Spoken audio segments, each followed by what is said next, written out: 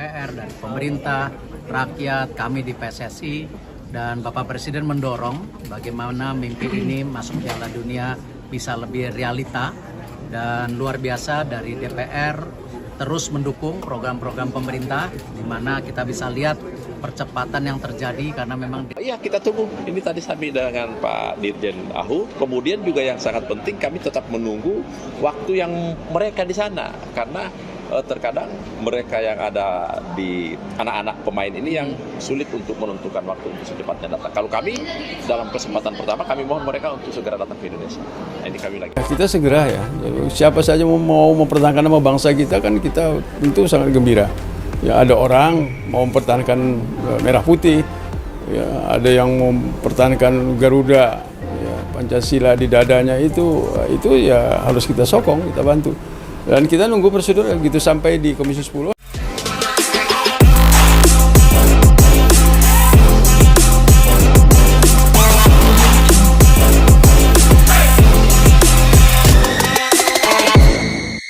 DPR dukung penuh langkah Erick Thohir naturalisasi dua striker baru jelang hadapi Irak, Erling Haaland dan Joel Piroe siap perkuat Garuda.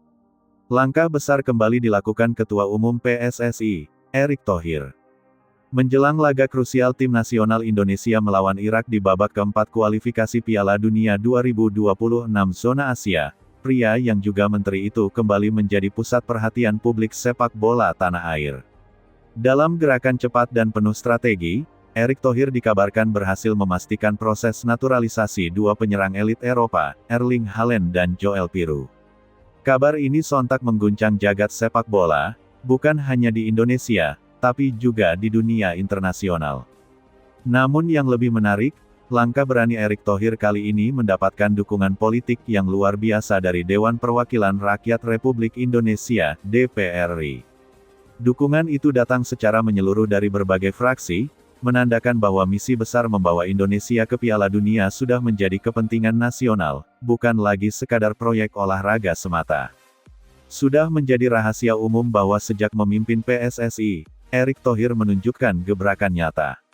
Mulai dari pembenahan liga, peningkatan fasilitas latihan, hingga reformasi sistem pembinaan pemain muda.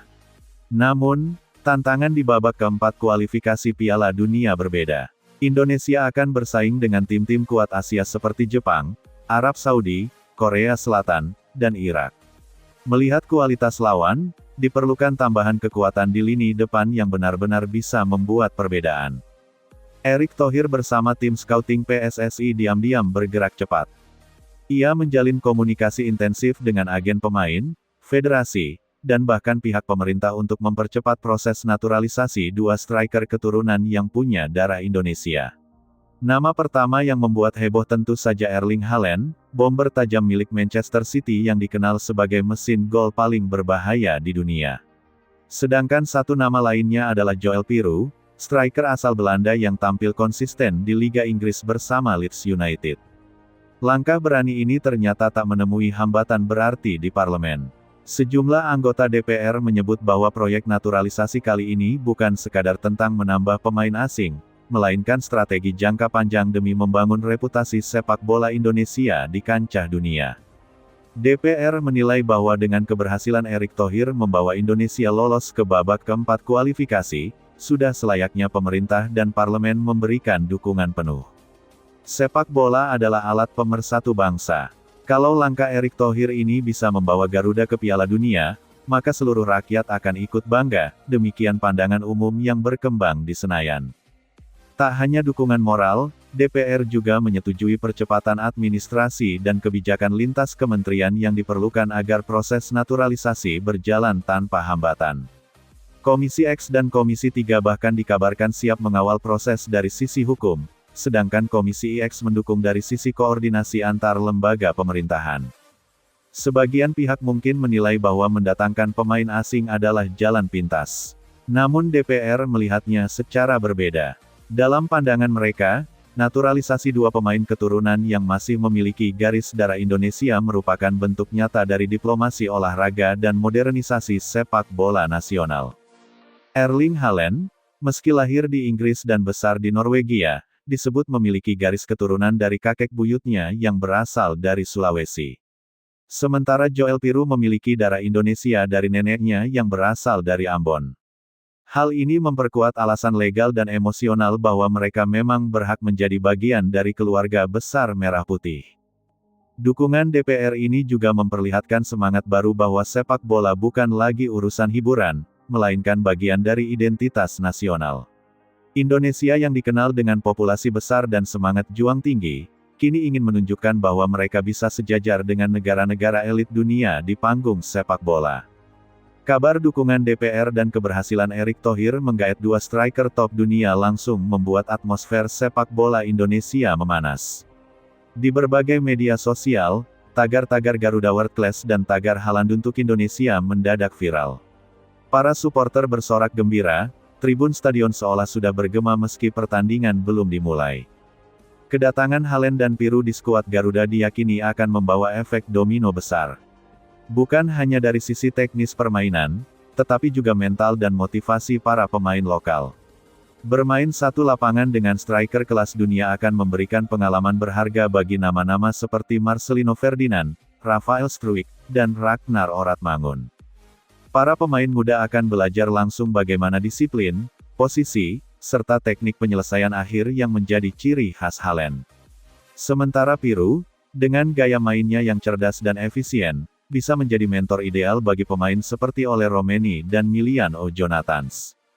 Langkah ini tak hanya soal performa di lapangan. DPR menilai kebijakan Erick Thohir juga akan memberi dampak besar bagi ekonomi olahraga nasional. Sponsor besar dari dalam dan luar negeri akan lebih tertarik menanamkan investasi di sepak bola Indonesia. Penjualan merchandise timnas, hak siar, hingga sektor pariwisata akan meningkat signifikan. Bayangkan saja, Indonesia menjadi sorotan dunia karena memiliki pemain seperti Haaland dalam skuadnya. Media global pasti akan berbondong-bondong meliput, stadion akan selalu penuh, dan nama Indonesia akan disebut dalam setiap siaran sepak bola internasional. Inilah bentuk diplomasi olahraga yang diidamkan, mengangkat nama bangsa lewat prestasi dan citra positif. Dari sisi politik luar negeri, kehadiran Haaland dan Piru juga membuka pintu kerjasama baru antara Indonesia dengan negara-negara Eropa, khususnya Norwegia dan Belanda. Dalam era modern, sepak bola memang sering menjadi alat diplomasi yang efektif. Dan kali ini, Indonesia memainkan kartu itu dengan sangat cerdas. Strategi menuju laga kontra Irak.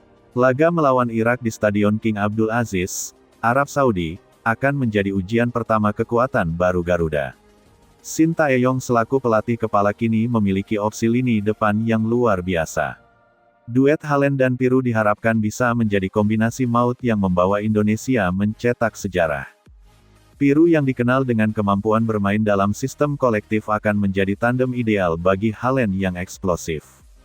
Dengan dukungan dari lini tengah seperti Marcelino dan Tom Haye, serta kecepatan Asnawi dan Pratama Arhan dari sayap, Indonesia kini memiliki keseimbangan antara kekuatan fisik dan kreativitas.